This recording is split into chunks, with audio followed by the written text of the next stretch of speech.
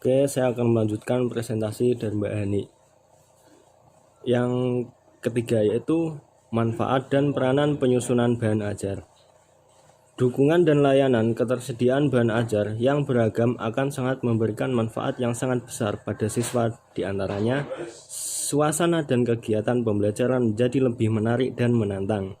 Mendorong siswa agar memperoleh kesempatan seluas-luasnya untuk belajar secara mandiri dan mengurangi ketergantungan terhadap sumber informasi dari pendidik. Sejumlah manfaat yang dapat diperoleh apabila seorang guru mengembangkan bahan ajar sendiri, antara lain yaitu yang pertama, diperoleh bahan ajar yang sesuai tuntunan kurikulum dan sesuai dengan kebutuhan belajar siswa. Yang kedua yaitu tidak lagi tergantung pada buku dan teks yang terkadang sulit untuk diperoleh.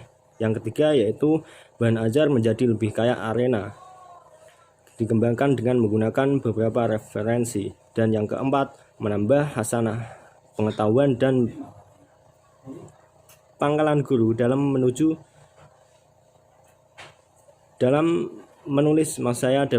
bahan ajar.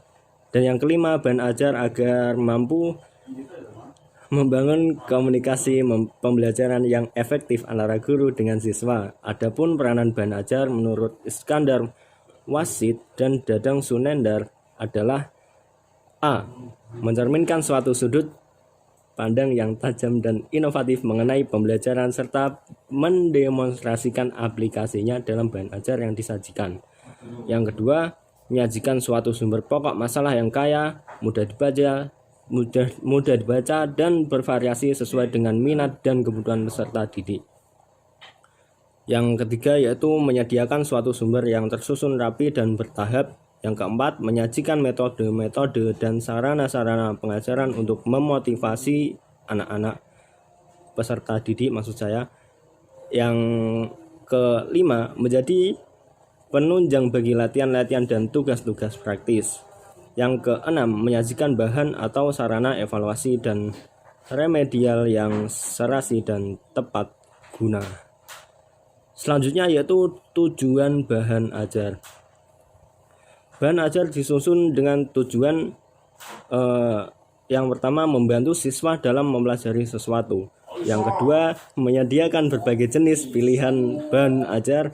Yang ketiga, memudahkan guru dan melaksanakan pembelajaran. Dan yang keempat, agar kegiatan pembelajaran menjadi lebih menarik dan menantang. Intinya yaitu untuk membantu peserta didik atau memudahkan peserta didik ataupun pendidik dalam proses ajar mengajar. Yang B, klasifikasi bahan ajar. Oke, secara umum kriteria yang biasa dijadikan acuan dalam pengklasifikasian bahan ajar ada 3 macam, yaitu maksud saya dibagi 3 macam berdasarkan bentuk ya, bentuk, cara kerja, dan sifatnya. Oke. Menurut bentuk bahan ajar, dari segi bentuknya bahan ajar dapat dibedakan menjadi 4, yaitu yang pertama bahan cetak adalah bahan cetak ya. Bahan cetak adalah jumlah bahan yang disiapkan dalam kertas yang dapat berfungsi untuk keperluan pembelajaran atau penyampaian informasi. Contoh, buku, modul, LKS, foto dan gambar, dan sebagainya. Yang kedua yaitu bahan ajar dengan atau program audio adalah semua sistem yang menggunakan sinyal radio secara langsung yang dapat dimainkan atau didengarkan oleh seseorang atau sekelompok yang maksud saya pendidik atau peserta didiknya, yaitu contohnya itu kaset dan sebagainya, CD audio dan sebagainya. Yang ketiga, bahan ajar pandang dengar atau audio visual. Apa itu audio visual? Audio visual adalah segala sesuatu yang memungkinkan sinyal audio dapat dikombinasikan dengan gambar bergerak secara sekuensial. Contohnya film dan video. Yang keempat, bahan ajar interaktif, yaitu kombinasi dari 2 atau lebih media. Maksud saya audio, teks, grafik, gambar, animasi dan video digabungkan. Lah, tuh yang oleh penggunanya dimanipulasi atau diberi perlakuan untuk mengendalikan suatu perintah dan atau perilaku alami dari suatu presentasi. Contoh CD interaktif kayak gitu. Dan yang kedua, menurut cara kerja bahan ajar. Ini yang tadi menurut itu ya, apa, dari segi bentuknya ya, yang sekarang itu berdasarkan cara kerjanya. Ini dibagi 5 macam, yaitu yang pertama, bahan ajar yang tidak diproyeksikan. Bahan ajar ini adalah bahan ajar yang tidak memerlukan perangkat proyektor untuk memproyeksikan isi di dalamnya, sehingga siswa dapat langsung menggunakannya. Contoh, foto atau diagram dan lain-lain.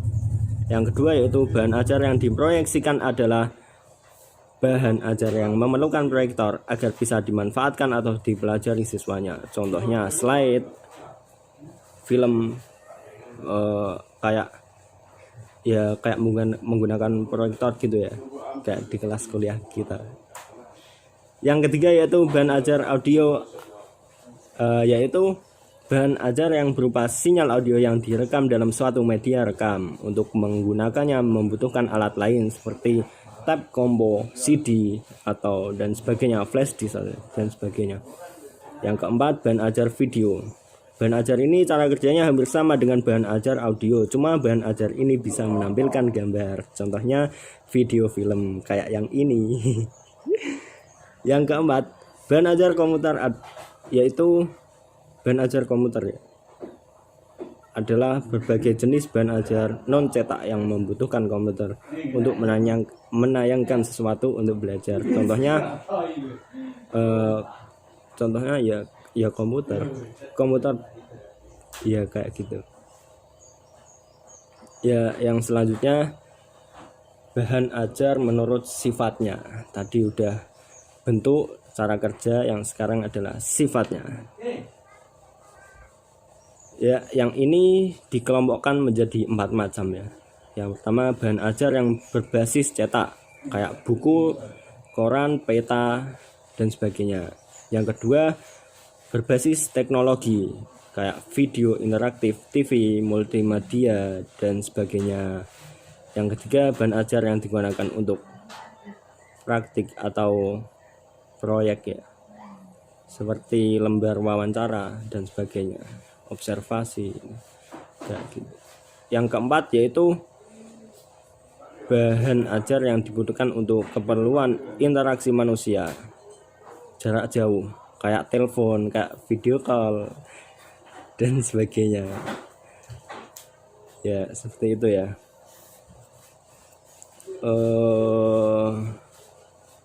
Sudah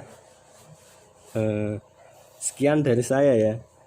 Mohon maaf atas kesalahan atau apa aja yang tidak mengenakan. Oke, sekian. Nanti dilanjutkan oleh Mbak Siva. Mbak Siva, iya. Makasih. Assalamualaikum.